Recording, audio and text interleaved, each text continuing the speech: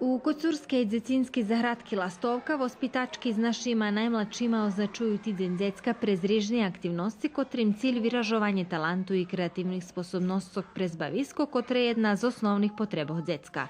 Každé dzecko narodzene s jednakim pravom na zdravi počatok života, obrazovanje i bezpečne dzecinstvo, a podatki utorja, že každé štvrté dzecko u Srbiji žije hudobno. Cali Tidzen traje i humanitarna akcija Dzeci dzecom, gdje se zbiraju baviska, školski pribor za dzeci i šmati obuj, znači, ktorý se posila dzecom, ktorým to potrebne. Povedz mi, že co vi tu teraz robili za tu labdu i plahtu, Nješka? Išli sme do kruhu i bavili sme se za labdu. I co ešte robice u ovodi u ceku dzecinskog tižnja? Spіваємо, рецитуємо.